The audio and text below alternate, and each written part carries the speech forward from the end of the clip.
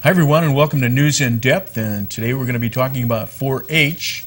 And with me is JoLynn Miller. How you doing, JoLynn? I'm wonderful. How are you? Fine, real fine. Good. And we were talking about you. We had you on a news interview program. Yes. So some people met you a little bit. But let's talk a little bit more about you. Okay. You're going to be the 4-county area coordinator. Yep, I'm the advisor for the 4 counties. UC Cooperative Extension just created a multi-county partnership, and so that includes El Dorado, Calaveras, Amador, and Tuolumne counties. And I was hired in January to be the advisor for those 4 counties in 4-H. Okay, so this is part of the extension, Yep. University Extension. Yes. All right, and Scott Oneto is, I guess, he must be your boss. He is. Right? He is the director for the multi-county partnership, so he oversees all the programs that we offer, which includes master gardeners, master food preservers, food and nutrition education, agricultural education, and he supervises all of us. Okay, so up until recent times, maybe just this year, is going into effect to where every county had their own advisor, their own program. Similar, actually, the 4 counties that we're working with didn't have an advisor. They had a program representative, so somebody that dealt with the day-to-day, hands-on programs. Okay. And the university and Scott felt that we had to bring in this academic advisor to help coordinate a regional effort to improve and work on the 4-H program. Okay, I think it also had to do probably with the economy. Yes, and I'm sure maybe somewhat economies of scales too with the smaller communities. Yes. And so we're, I think, looking at it, and I think the Board of Supervisors is looking at it too and seeing how well it works out. It seems to be, you know, starting off fine. I think it's being really useful and impactful. It's a great way to pool resources and make sure that all of the communities within the region are still being served by Cooperative Extension, where we think maybe they wouldn't have been able to without this multi-county partnership. Okay, JoLynn, let's find out a little bit about you. Okay. Okay, I asked you, did you work in Calaveras before? And he says, no, you're from Montana. I am. Well, I'm originally from Los Angeles, but I lived the last 4.5 years in Montana, went to school there and got my master's in extension education, and then worked in the 4-H program there before moving in January to Sonora.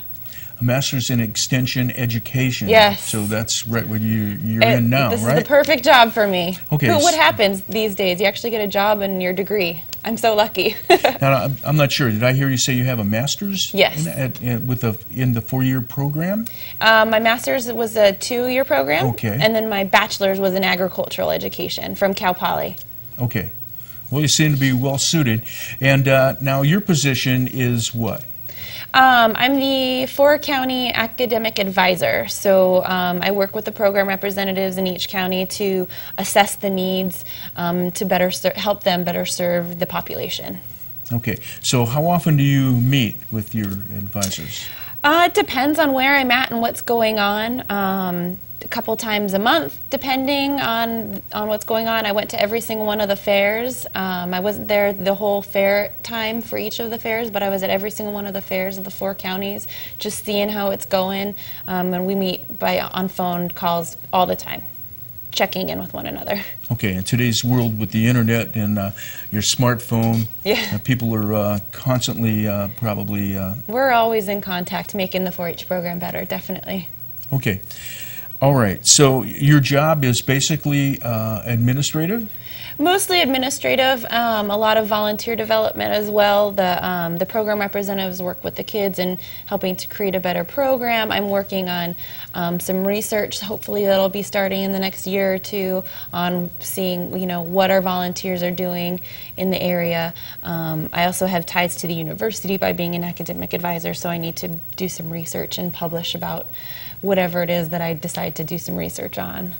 Okay. Well, I was on your website the other day, and it's a very nice laid out website. It has a lot of information, an awful lot of programs that you do, and a lot of people might not know exactly what 4-H is, but if they've been to the fair, I'm certain that they've seen 4-H kids. Right. They also probably see Future Farmers of America kids, yes, and Grange as well. Right.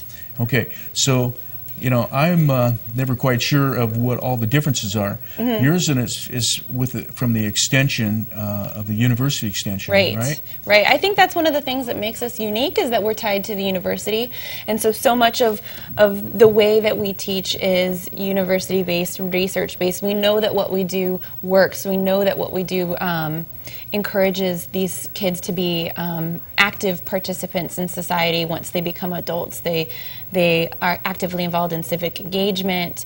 They take care of themselves and others. Their academic success in school is usually higher than non-4-H kids. 4-H really embodies the full child. It really takes care of and helps kids thrive. Okay, I'm going to give you a test. Okay. What is the 4 H's? Oh, I know this one. Head, Okay. heart, hands, and health.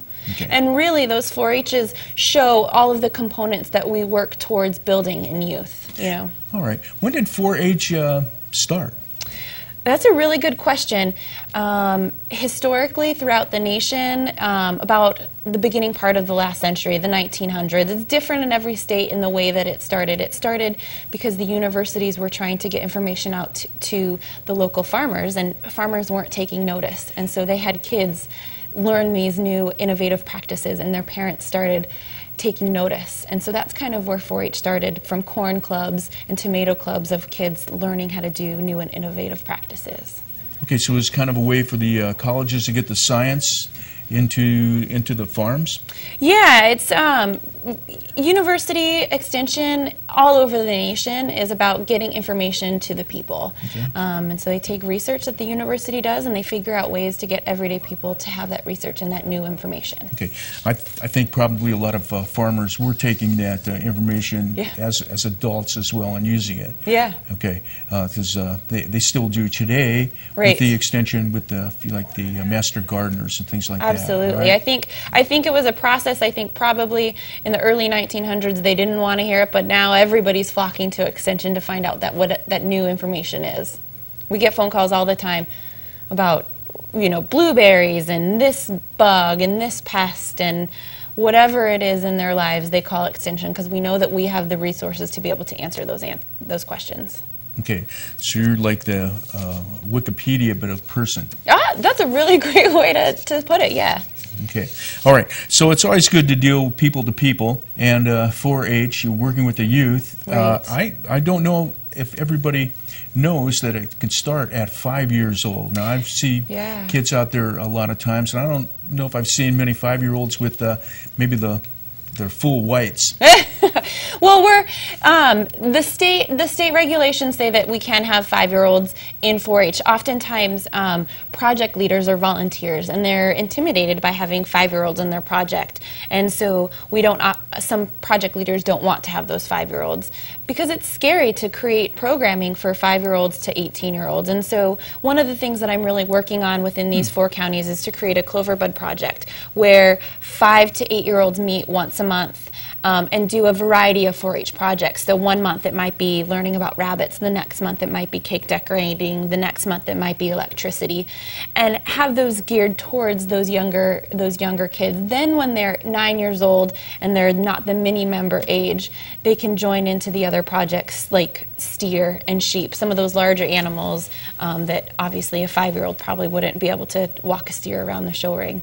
Okay, well I have to say one of my favorite things is going into the fur and feathers building here in Amador County. Right. And the 5- and 6-year-olds, 7-year-olds can pick up any of those animals and just do a fantastic job. I think they do a better job almost than an adult would do in describing and working with their animal. Right, and it's a testament to what 4-H can do for these kids. It teaches them to be public speakers. It teaches them to interact with their peers and adults.